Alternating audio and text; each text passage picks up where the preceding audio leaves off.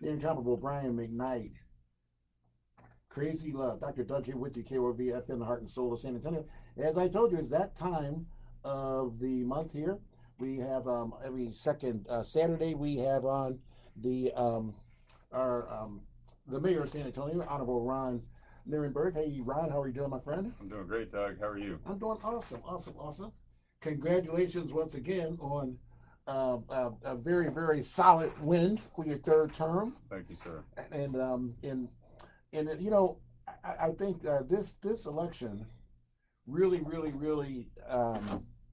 kind of let people know in the city that people want change and people want to see better representation and they want to see more action. And I think with the current city council that's going to get sworn in next week, I think you have that. I think so. There's great energy, definitely, in the city council, and obviously we just had some runoffs for council districts, and the group that's coming together is going to be very diverse. Mm-hmm. Runs the entire spectrum of politics and demographics and age and interest and background, and I think the San Antonio is going to be well served because there is going to be a genuine marketplace of ideas, and in order for the best ideas to be implemented, people are going to have to work together, and I'm looking forward to that. I've met with all the new council members, obviously met with my colleagues who are returning, and there's great energy to do good things as we get through the final parts of this pandemic and get into our economic comeback that's going to be historic and something that's going to transform the city. I think the other thing I noticed here too is it seems to me that this for the first time since I've been here that the city and the county are kind of working together, to make sure that we have a cohesive plan that includes everyone. Yeah, and that is something that's been deliberate, and people saw that, I think, most conspicuously during the pandemic. Mm-hmm. The judge and myself on the air, making sure that we're delivering the message and the information that people needed to protect themselves and their families. But and obviously we needed that strength and cohesion in order to get through the pandemic. Mm-hmm. and the difficult parts of the health aspects of it. But what we've learned along the way, or perhaps relearned along the way, is that we always do best when we collaborate, Mm-hmm. The city and the county.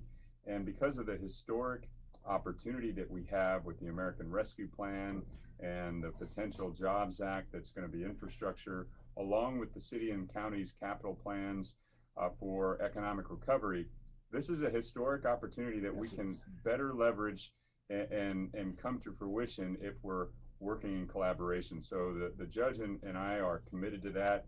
I know the court and the council are also, and so we're looking forward to working together as we get on with our recovery efforts.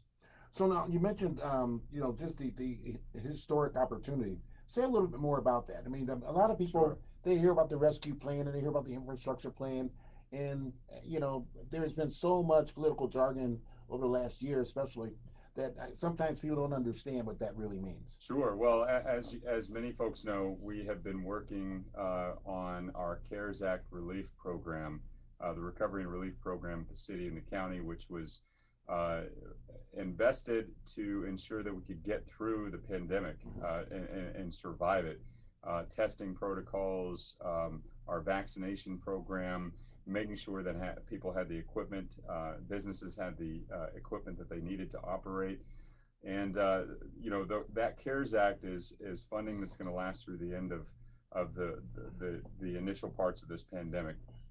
As we get into recovery, though, uh, the Congress and the Biden administration put forward the American Rescue Plan, Right. which is historic amount of resources to help us kickstart the recovery of the nation Mm-hmm. economically. And so and we're still waiting for some of the rules and regulations on those, but how we arrange those resources and do it in concert with the county so that we're coordinated.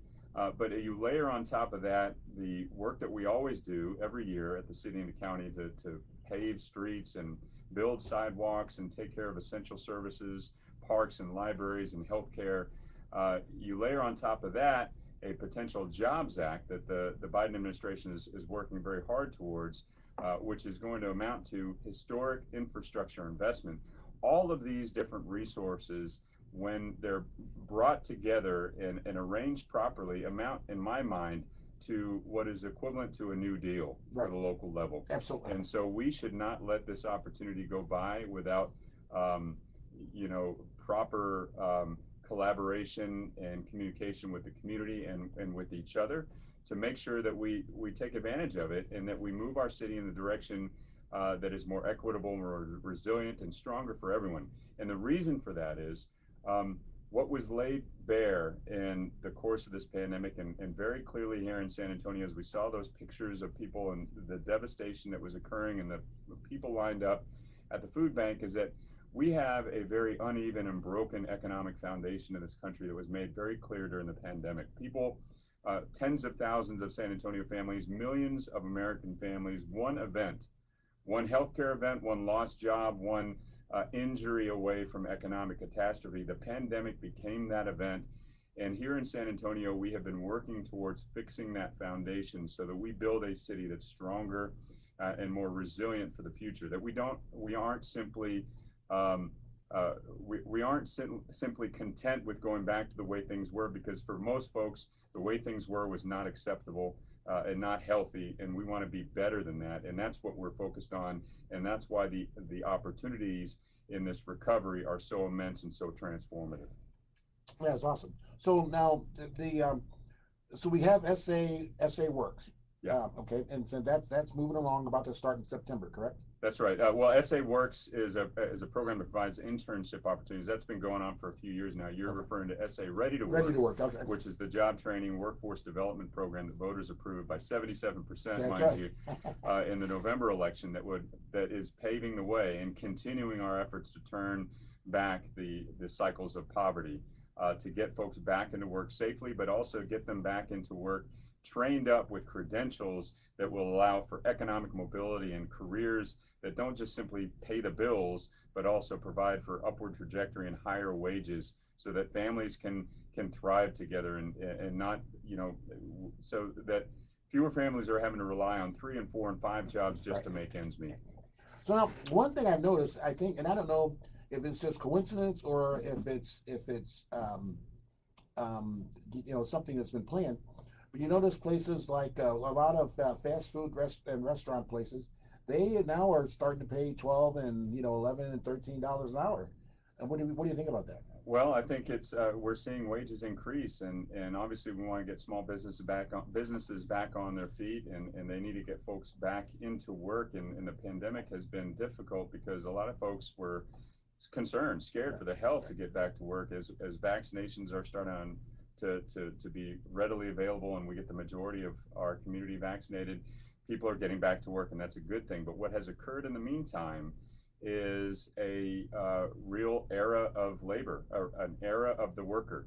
And you're seeing wages increase, you're seeing benefits packages start to be more generous, and that's in benefit to San Antonio and American families.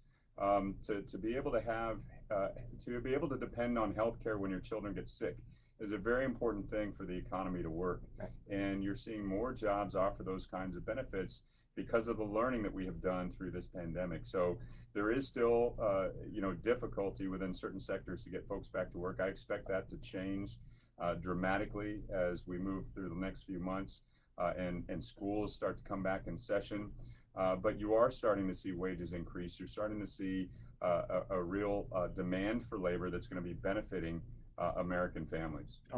So now, with this, with all of this going on, how is the person who, the homeless person that they just got a roof over their head, or the person that they're really destitute among us, so to speak, how are things going to change for them? And how can we make that happen? How can we help be a catalyst for making that happen? What I am very proud of is that the things that were made very clear and underscored during the pandemic in terms of the needs and the brokenness of our economy, we have started to address even before the pandemic. Right. And one of the first things I did when I became mayor was pull together a group that could create San Antonio's first ever comprehensive and compassionate housing strategy, housing framework, which City Council adopted in 2018. We are in the midst, I think we're finishing up year 2 of a 10-year program to increase the amount of affordability and increase the amount of availability of housing at every level. That also includes preserving existing housing and keeping folks in the houses that they have by providing for rehabilitation funds and things like that. For folks who have been pushed out on the street for one reason or another, we have and have been resourcing programs that help address the root causes of homelessness. From unfortunately, homelessness is sometimes only a symptom of a larger, more difficult issue to deal with, and we're trying to address those issues at the individual level, whether it's mental health, substance abuse, domestic violence. We're working with individuals who are experiencing homelessness and addressing those root causes. So we're in the midst of that strategic plan as well to address homelessness. And what you're going to see from this American Rescue Plan and the dollars that we're getting over the next few months is additional resources being put into rapid rehousing and services that go towards permanent supportive housing. A lot of folks were out at the Town Twin Village, yes. Which is homes that have that are meant for more of the senior population who are experiencing homelessness, that have issues they need to address at the same time, and they're going to be provided health services, health care services, and other assistance as they're placed in the homes as well. We're going to see a lot more of those opportunities come our way as we arrange those resources through the American Rescue Plan. You know, one of the things that we tried to stay away since you started to bless us with this opportunity to speak to you on Wednesdays, I try to stay away from politics. But if you will just give me one thing here. All of the work that you and Judge Wolf have done is a great foundation, and then work with your homelessness plan actually is outstanding, because it's a full comprehensive thing. I mean, it's not just one answer or one solution for everybody. You have many different solutions, as you just said. But what troubles me is that we have a legislature that wants to do everything they can to seem to work against what you and the judge and the council and the court are trying to do. How do we combat that? People need to vote. And there are examples, unfortunately they're in the minority, there are examples of great legislators, and several of them are here in Baird County. I have to thank the Baird County delegation. And I would say both Republican and Democrat in the Baird County delegation have done an incredible job for our community. What's happening at the legislature is, I think you're seeing the last remnants of a one-party dominated legislature and executive branch of state government. As you know, the GOP has controlled all three branches, or has basically controlled all three branches for years, a number of decades, including the legislature, including the executive branches. And I think there's starting to be more competition. Obviously, there's more competing voices. And when one party has controlled things for too long, whether it's Democrat or Republican, and that control begins to wane, there is a desperate attempt to hold on. I think that's what you're seeing. Fortunately, I think we're seeing the tail end of that. It's not going to be easy, though, because there's a lot of damage being done on the way out. But what I would say is that people need to vote. People need to pay attention very carefully of what legislation is doing right now with their right to vote. For instance, the all-out assault on voter rights that was happening at the tail end of the session is very, very dangerous to democracy. If they're in fact successful in their threats to roll back ability for people to vote by mail, by drive-through in some cases, and reducing the hours of voting in certain locations, that's going to be dangerous to democracy. People have to, though, work through that and make sure they go vote and identify those who would be so callous and egregious in their actions to suppress people's rights to vote. They just had the state executive had I guess a face-to-face meeting about immigration, and invited many mayors around the state, but he didn't invite you. Well, Um, which party are you talking about? There was No, it was which one that, at meeting? the Abbott meeting. There were a few meetings that myself and Mayor Turner, others in the urban areas were not invited to. But we make our voices heard, and we've had a good partnership. And sometimes the divide is less about partisanship and more about the urban rural parts of the state. The needs in our urban areas, such as Houston, San Antonio, Dallas, Austin, even El Paso and parts of the valley, are so vastly different than you might see in the rural areas that are not as dense. And the needs there are unfortunately being addressed at the expense of urban areas. Right. And in fact, you have many of the legislators who are writing these laws and filing these bills that rewrite the rules not just for their communities but for ours. And one size does not fit all in a state that's growing, that's so diverse, and that has such a distinctive urban-rural divide. Wow, that's because it's really interesting. Just so they're going to have this a special session now coming up, right? At least one. So we know that the redistricting process is going to happen as soon as we get our final census data in, and that's not going to be until September, October timeframe. But the governor and others have threatened to follow through, and the governor has made it very clear that the voter laws and some other issues are going to be priorities, and that they are very likely to be coming back in a special session, whether that's before or during the redistricting process remains to be seen. But the governor has the authority, the sole authority, to call at his timing, discretion, and he is the only one that can decide which issues are going to be addressed in that special session. So he has control of the field at this point, and I do hope that there's some cooler heads that prevail with regard to the damage that can be done with some of the things that have been floated in the previous session that fortunately did not come to fruition. Oh, well, thank you for that. Yeah, because I just think that this well, number one, I really applaud the those who walked out to prevent them from being a quorum. So I thought that was a brilliant strategy. So okay, so now he's got I think there was just one more thing here, but I know our time's just about up. But but Ron, you've done an outstanding job. Congratulations. Thank you, Doug. On being here with us another term. And it won't be the last one, I'm sure. So I really appreciate everything that you've done. Keep up the fantastic work. Tell us one thing though about vaccines. One thing, I can tell you a bunch of things about vaccines. I am so very happy about the folks that are going out and getting them. It still is true that we have more supply than we have demand. So if you haven't gotten your vaccine yet, please don't wait. Please come out and get it, or look for one of those mobile pop-up sites. You can go to covid19.sanantonio.gov to find out where those sites are going to be. My 12-year-old son has now gotten his second shot. It's safe.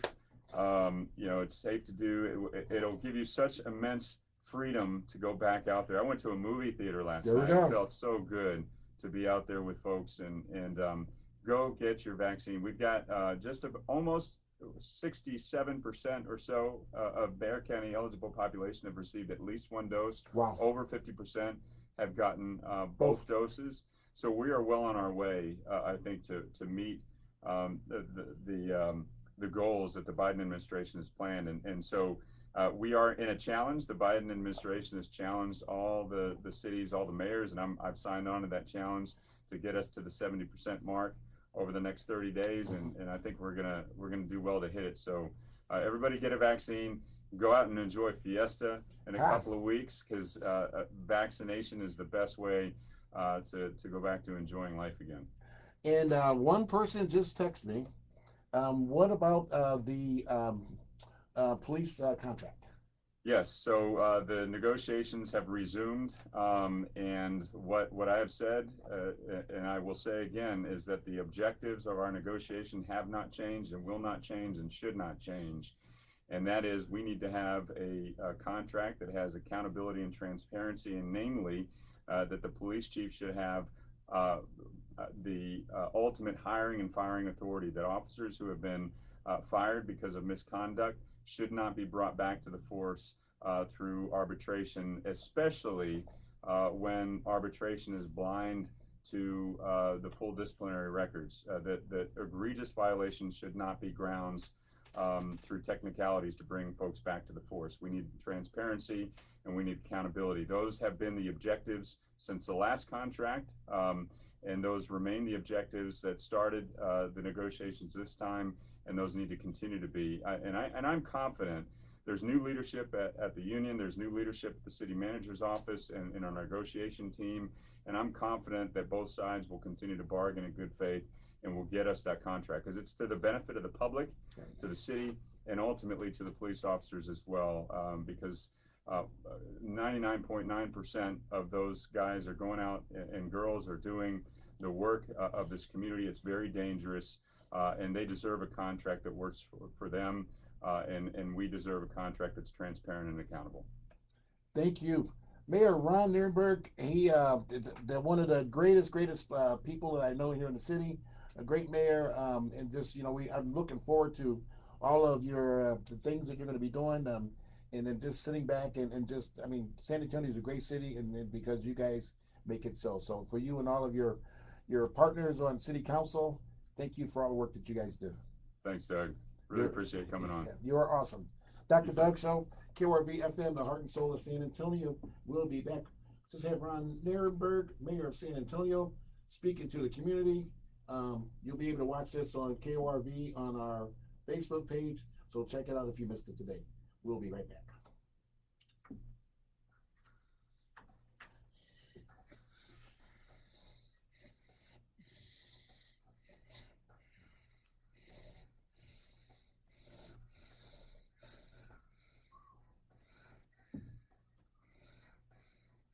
Thanks, Doug. Got quite a few comments. That's good. Yeah. Good, bad. No, good. All of them good. You always good. You do great. You do great. Thanks, Doug. No, people, they know better than that. They're like, oh, it's the second Saturday. Is Ron going to be on your show? Oh, really? Yeah. They look forward to it? Yep. That's awesome. You're the man. That's awesome. Are you still live? Yeah. Oh, there we go. There we go. All right. Now that you wave, that's good. Thanks, Doug.